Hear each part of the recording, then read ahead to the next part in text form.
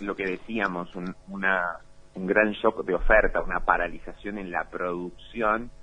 Esa es la raíz de la crisis, esa es necesariamente también la salida. Obviamente que más rápido o más lento se saldrá, digamos, dependiendo de los daños que también queden, por ejemplo, en la capacidad productiva de los países, de las empresas, si las empresas se piden personas. Sabemos que eso daña la capacidad, por ejemplo, productiva de la empresa futuro, porque pierde capital humano, porque probablemente retrasa inversiones, etcétera.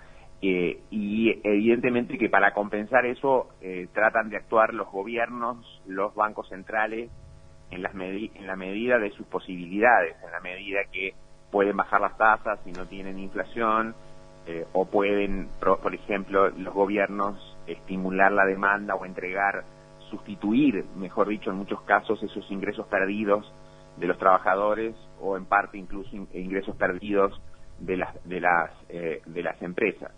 Hay una señal para el sector agropecuario, por ejemplo, algo más favorable, y es que China gradualmente está recuperando su capacidad, digamos, de producción y actividad económica, va un poco adelantado en todo esto. También está la duda de si el mundo más débil, la recesión global, no la golpea a China ahora en un efecto de segunda vuelta, y evidentemente eso puede deprimir los precios de las materias primas, o mantenerlas bajas por un tiempo más prolongado. Evidentemente que vamos a tener un semestre muy complejo. Creo que tratándose de un evento transitorio y tratándose también por el lado fundamentalmente de las políticas relacionadas con la crisis financiera, de una situación parecida en algún sentido a otras que se han vivido en el pasado, con mayor confianza de los bancos centrales, en particular de la Reserva Federal, del Banco Central Europeo, para actuar.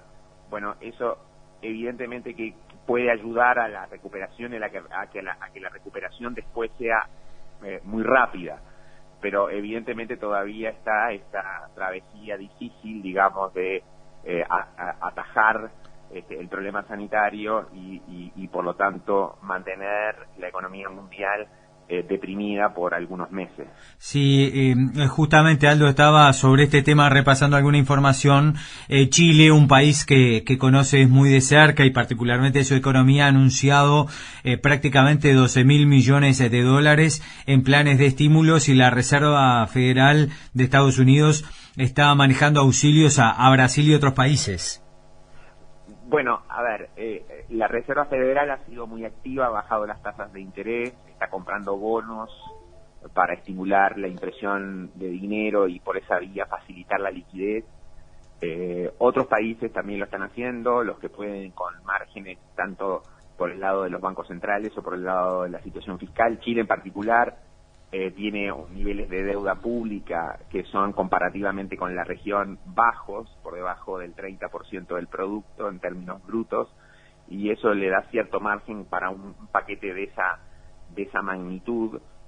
Pero claro, en el caso de Uruguay, por ejemplo, si bien el país tiene fortalezas respecto a otros episodios críticos que enfrentó en el pasado, en el 82 o en el 2002, por ejemplo, hay fortalezas tanto en el sistema bancario, en la deuda del gobierno, que está menos dolarizada y mejor perfilada. También Uruguay tiene vulnerabilidades que justamente le limitan bastante los márgenes de acción en esas dimensiones que otros países están actuando. O sea, el déficit fiscal sobre 5% que tiene Uruguay, corregido por ingresos extraordinarios, que está sobre 5%, le limita, digamos, los espacios para hacer política fiscal compensatoria.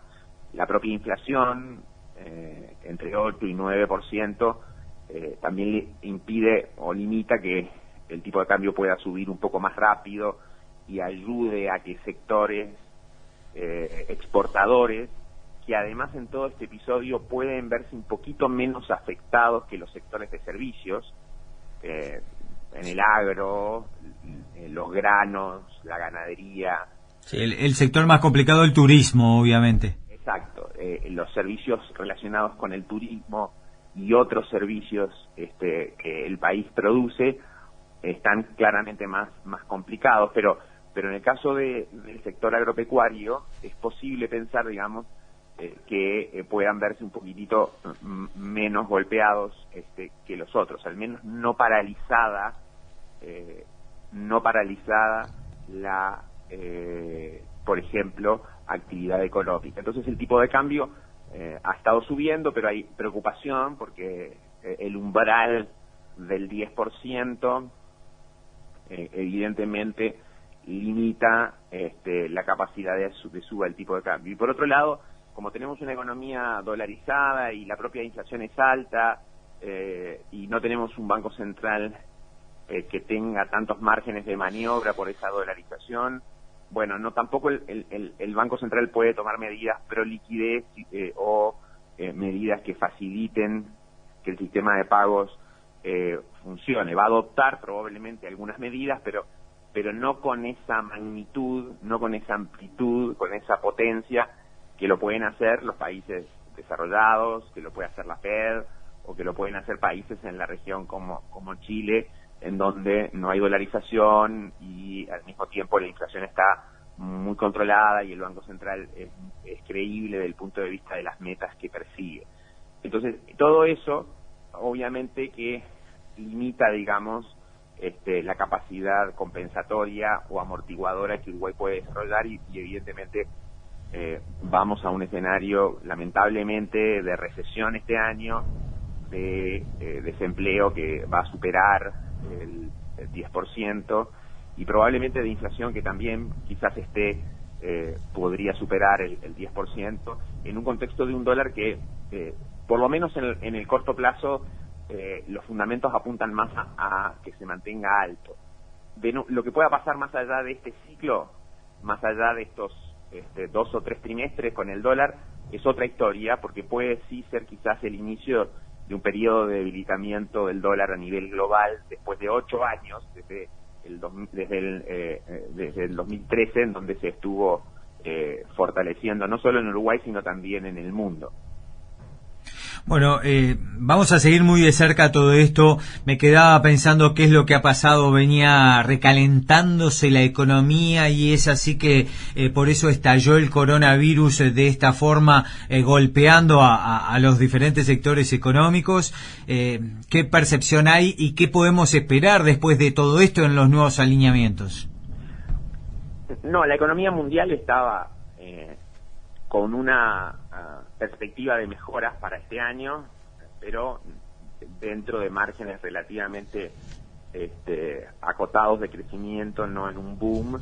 Estados Unidos sí venía de un ciclo largo de crecimiento que se había iniciado en la crisis financiera anterior. Claramente este fue un evento inesperado, completamente sorpresivo, que ha tenido una diseminación en el mundo a una velocidad muy rápida y que obviamente limitó o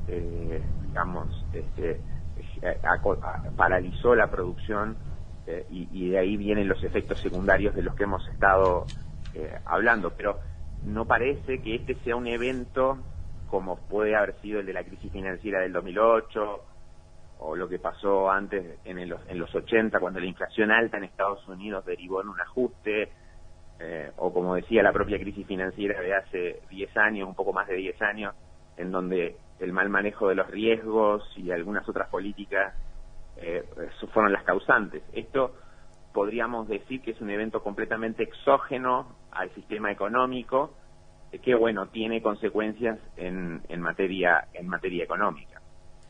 Bien, economista Aldo Lema, muchas gracias por ayudarnos a entender e identificar algunas pistas y claves de todo este complejo escenario que tenemos en la vida cotidiana de gran parte de la población del mundo y ni que hablar en el plano económico. Seguramente en algún tiempo volvamos a contactarte para ver cómo sigue todo esto. Bueno, un placer. Que tengan una buena tarde y cuídense.